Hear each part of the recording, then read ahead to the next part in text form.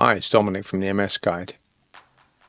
I have promised everybody, myself included, that the whole channel output will now be about riding across Canada for MS. It is a very long way. It wakes me up. It's 8,000 kilometers. So I also said in my introductory video that there's going to be some times when there's going to be nerding out on cycle stuff. Today is one of them, because I love nerding out on the stuff. It drives my wife insane. But that's just the way it is. I'm 55. I've had MS for 31, 32, I think, years now. Very fortunate in the sense that I can still do this. I'm never fortunate to have MS, but hey. And just before we kick off, guys, I have a Patreon. It's up there. I don't have a full-time job, and I really rely on the help of you guys if somebody signs up to do it. It's less than a cup of coffee a month. So that's the way you need to think about it. You're helping me out, and I want to be able to help you out. This is a nerdy video on cycling stuff. When I was looking at doing this ride, I was really thinking that there's a very tricky balance between performance and endurance. And when we look at things like a bike, in my case it's going to be a recumbent trike, an ice trike. Sprint X has been modified slightly, but we'll speak about this trike another day. It's got 3 wheels, 2 20-inch and one 700C, which is about 28-inch. It's your normal road bike wheel. And when you start trying to improve a bike's performance, the general rule is you start from the outside and work your way in. So the wheels. So has it got good wheels? How light are they? How strong are they? What sort of tires do they take, etc. And in this I'm going to focus mostly because they really kindly sponsored me with next to no prompting. It's the Tubolito tubes, because it's all about rotational mass. And when you think about it, you have a wheel and it's fixed, and you need to accelerate it up to speed. Once you start pedaling and you're sitting still, you've got to get everything moving. And part of that is the wheels. And when you're rolling along, you need to keep everything turning. So the lighter it is, and we've all sort of whizzed up a gyroscope when we were kids and put it on our hand, and it has not wanted to move. And I'm just thinking, I've even got one here for hand strengthening. It's one of these sort of gyroscopes.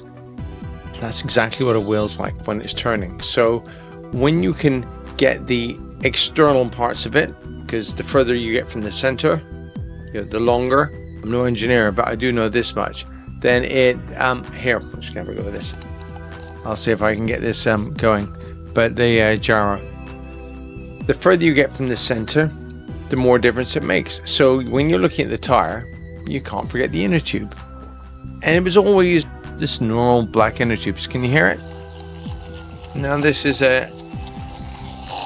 this wants to move on. I can barely, if I try to move this, it's really difficult.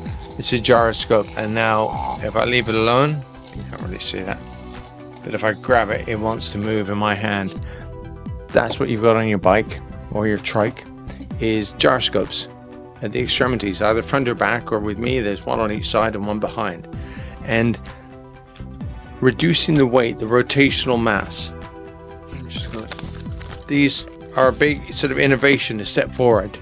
Not quite an iPhone, but I do remember when the iPhone came out, and that was like wow, a phone that's a computer that's a phone that's a computer.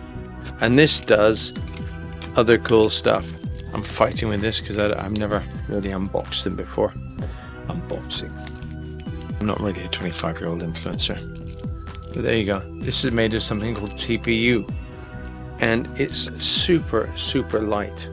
This is made by a company called Tubolito. And I believe they're the leaders in this. The one thing is, they ain't cheap. They are not cheap. And like anything, they start out expensive. I'm sure the price will come down. But I've got to take 3 spares with me. I've got to take 2 20-inch and 1 28-inch spare with me. Plus, I've got to have them in the wheels. And they're turning. And these have got Presta valves, because I've always been a roadie and ridden things with Presta valves, which is that little one there. Like that. And so somebody said, oh, you want to get Schrader valves, which is like your car tire. And I'm thinking, Worst comes to the worst, I'll pump them out with a little pump that I'll carry with me. But that's really all. If you want to, I'll put their web address up. You can get them from Tubolito. Most bike stores stock them now. If they don't stock Tubolitos, I'm sure they'll stock a similar one. They're a lot lighter. Try not to think of the price when you buy them. It's one of these, when you're buying cool stuff for your bike or you're buying another bike, you just kind of try not to think about the price. You know you're going to get murdered later, but there's that little bit of knowing that this is actually a real performance gain. One last thing, punctures. Everybody hates punctures. Every cyclist I know hates punctures. So when I wrote to Tubolito, my first question was not, can you give me tubes please for my ride, which they kindly did, but how well will these last? How well do they resist puncturing? Obviously it's partly a function of the tire, and I'm probably going to have Continental Gator skins where they make a harder wall version of the Gator skin with a 32 on the back, and then I'm going to have Continental Urban Contact Plus, if you really want to know, in a 20 on the sides. And they are, it's always a trade-off between fast rolling and durability of the rubber and puncture resistance, but this is part of the game. And when an inner tube is harder to puncture, even if something does go through the tire, these are about twice as hard to stick something through, roughly, a sharp object. So any little advantage, it's all this marginal gains that Dave Brailsford talked about with the Sky Team back in the day. But from my point of view, it's reduction in rolling resistance, less effort, and there will be a lot of effort involved in cycling across Canada. Greater puncture resistance, so hopefully fixing fewer flat tires, and overall making life a little bit easier without making life more complicated. So here endeth the nerdy lesson for you guys. If you want to follow along, if you want to see more, then the way to do it is to subscribe to the msguide.com. I will be covering everything on the channel. I will be covering all the training, the ride. There'll even be times when I'm going live. There'll be all the nerdy stuff. I want to get into the trike, and that's going to take far more than one video, I suspect. Gear systems, why I chose it. It's got this funky seat. You can go to icetrikes.com and look for a Sprint X.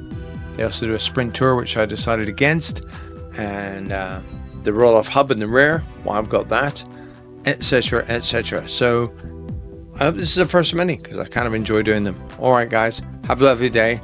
Don't forget the Patreon. Don't forget to subscribe, hit the like button, all that kind of stuff. And we'll catch up soon. Cheerio. Bye-bye.